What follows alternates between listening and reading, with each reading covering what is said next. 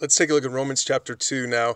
Paul is going to continue sort of where he left off in chapter 1, and he says this, you may think that you can condemn such people. He's talking about the people from chapter 1 who were living completely immoral lives. Go back and read that if you need to. But he says, but you are just as bad, and you have no excuse. When you say they are wicked and should be punished, you're condemning yourself, for you who judge others do these very same things.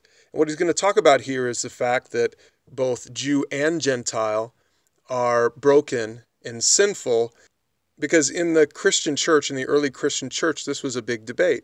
Were Jews better than Gentiles? Because Jews had the law, they had the Ten Commandments. Jews were the special people of God in the Old Testament.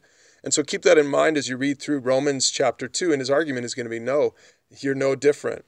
He says this in verse 9, there will be trouble and calamity for everyone who keeps on doing what is evil, for the Jew first, and also for the Gentile. So it's almost like he's saying the Jew's going to get trouble and calamity first because they should have known better.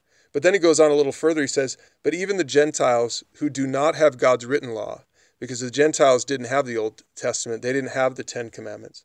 He says they show that they know his law when they instinctively obey it, even without having heard it. They demonstrate that God's law is written in their hearts, for their own conscience and thoughts either accuse them or tell them that they're doing right. As you scroll a little bit further, he's going to continue to talk about the Jews and the law. And then he gets to the bottom of the chapter here. He says, for you are not a true Jew just because you were born of Jewish parents or because you've gone through the ceremony of circumcision. See, in the Old Testament, if you were to convert to Judaism and you weren't born a Jew, then you weren't circumcised. And so circumcision was one of the things that you had to do to convert to that faith.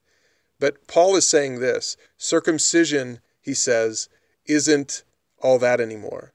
He says in verse 29, no, a true Jew is one whose heart is right with God.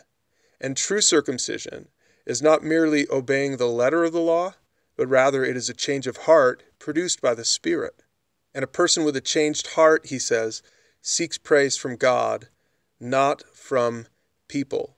And so Paul here in chapter 2 is laying the groundwork for this Jew-Gentile conversation that he's going to have in the next few chapters. And really his point is everyone at the foot of the cross, everyone is on even ground. Jew or Gentile, it doesn't matter. And what a great message that is for a Gentile to hear, and even for a Jewish person to hear, to realize it's all about Jesus. It's not about me. It's not about my religious pedigree or my background. Everyone can become a child of God. So you're ready to read chapter 2, and we'll see you tomorrow for chapter 3.